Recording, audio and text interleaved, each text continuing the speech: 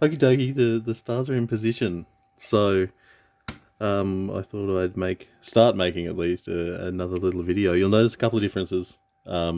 Maybe the first is some absolute turkey was bending the warp, a little bit of warp out of the bonnet, and they broke it. Not important who did that. It's not relevant at all. But yeah, that's one thing that's kind of happened. The other part is I added some simple axles. It's just straight up. It's just styrene rod. The next part I wanted to focus on that was really kind of holding me back, honestly, from wanting to work on this was the back panel. You can see, sorry, this part, it comes off it to reveal the spare tire that's supposed to be under there. But it's part of the chassis. It attaches to the chassis, so it has these little end pieces. Hang on, I need to figure out which one I've got. You can see how much fun this has been.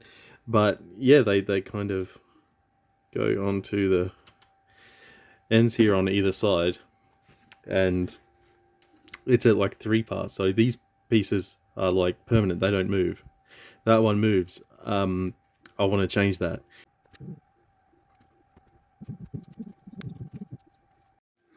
Okay, that was a bit of a hash, but cutting stuff out, making little adjustments, and you can see there's a lot of gap there.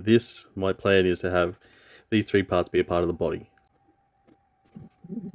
Okay, it's all glued on. I made a nice mess of it and put some of the hot fizzy stuff to make the glue cure really fast. The next part will be to just kind of put more glue on. Oh, that's fully curing because I did put a bit on the back here. You can see, look how manky you everywhere boogers.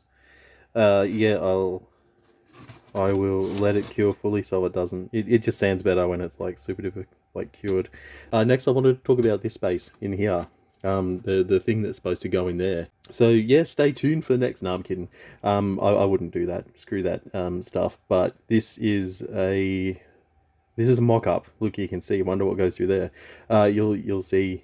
This is an RB26 engine from a Skyline. It was designed by, oh, who was it? Zero Factory Scaled Work. I'll put a link, of course, to this. It's up on Colts 3D. It comes in lots of pieces, but yeah, this is the great thing about 3D printing is I can have a mock-up, a engine I just use for mock-ups. Don't have to worry about breaking stuff or losing parts, or I can just, try stuff out, like, gouging a huge big axle hole through it because I'm lazy. But yeah, like this is the fun of model building. You can kind of do whatever the hell you want. It doesn't fit with the theme, of course, but I think that is a theme in itself, and which I enjoy. It's not supposed to be there. It's just fun. Just don't worry about the. I'm not worried. Rather, I don't know if you are about the floor and it all looking not realistic and all that. I don't care about that kind of stuff. It's just fun. The go with the engine bay and the axles and all the mess in there is painted black and never look back. That's it. Just have fun and put some details. I'll like have some oil lines and brake lines and just various. I think the battery's supposed to be in there somewhere. Maybe there. But yeah, that's kind of the plan for the engine bay. Okay, the first thing I want to do is kind of like color in where I don't want to take off too much stuff. Nice and messy, like on the edges. This is the stick I've got to use. It just says fine. I'm not sure of the grit. Who knows? You can see after just a little bit of sanding, it's already looking a lot better. I decided I wasn't feeling this. I'm gonna make my own little smaller recess. So I got out some styrene and a kniffy, and I'm just gonna make my own.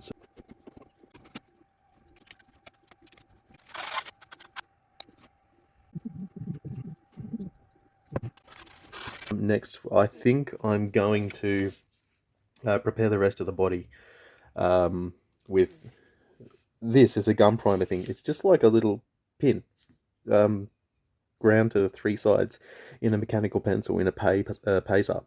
The advantage of this is you can go around corners a lot easier. Well, for me anyway, because I've broken so many chisel types. of these, and it's costing me a lot of money, with how rough I am. So yeah, that's the next thing. I'll scribe some panel lines. And okay, back on the bud again. For this, I'm going to use this stuff. It's panel scribing tape. It's just hard edge tape you chuck on. I got it from the wonderful Edgar at Scale Riders. He carries all sorts of goodies.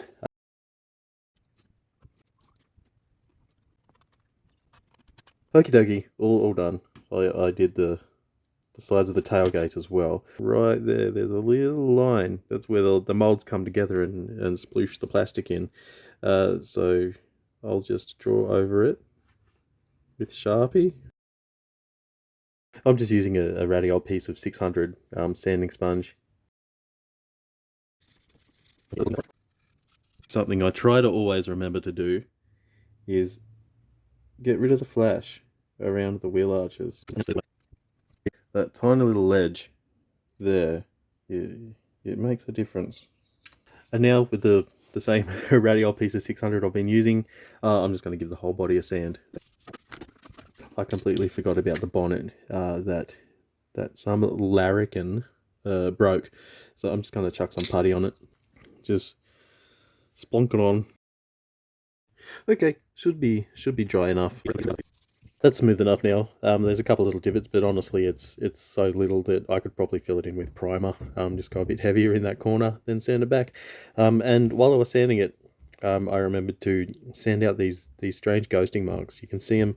I sanded this half, but I haven't sanded this half. There's those ghosting marks from the other side. It's the supports, just kind of showing through in the plastic somehow.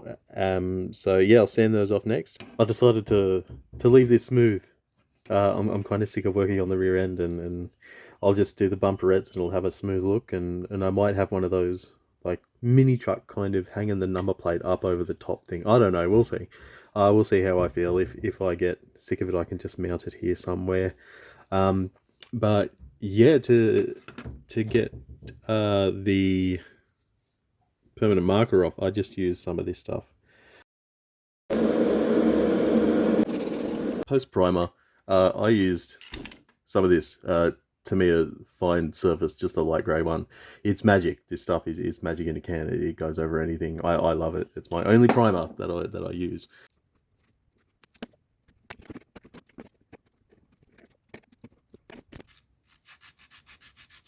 All sanded and desupported, cleaned up a little bit, and given a bit of a brush to get the dust off. I really like this this engine foil. It comes with a dipstick on it, which I will most certainly break off by accident. So I will remove it and maybe glue it back on when I get past the painting stage.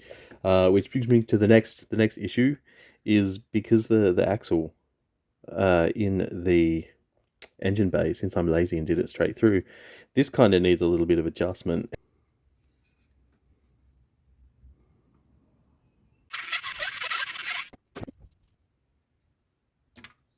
These are AK Interactive's new paint pens, new markers rather. There's two types. There's real color for like war dudes who build like tanks and stuff, and play markers, which is more like fantasy colors, and they have like a whole set of just metallics, but they each have their pluses and minuses.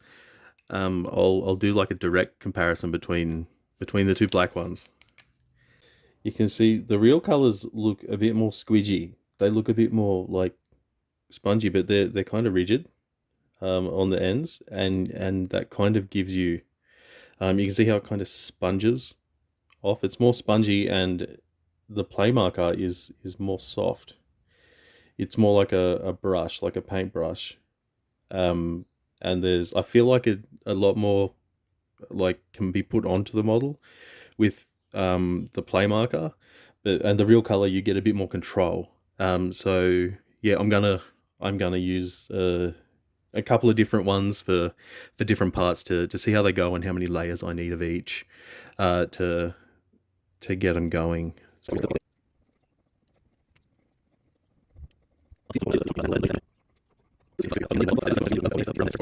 This is the one I use for the hot side of the turbo, and you see I haven't used it yet. It's still like nice and clean. Like this is all dry on my fingers. And to get them going, apparently you just press the end, and bloop, there we go. The paint works its way down onto the tip, and here's the result. This is kind of how we ended up with the hot side of the turbo. It's quite metallic-y. It's hard to see, but it might be a little bit dusty. But yeah, it worked out really well, and yeah, that's kind of where we got up to with it all this time. I redid the valve cover with primer underneath the AK marker, just because on the one I didn't use primer, it didn't stick too well. In the next one, I'm going to start thinking about paint, which will be, I'm thinking either cyan or monochrome, lilac kind of. These are from Zerk model paints. They're really good. They're really forgiving. They're not very hot as paint goes, and I got them from, hang on, let me zoom out a bit here. This is Canberra Hobby Centre. They carry a lot of Zerk hobby paint, so check them out if you're looking for cool paints, and thank you very much for watching. See you on the next one.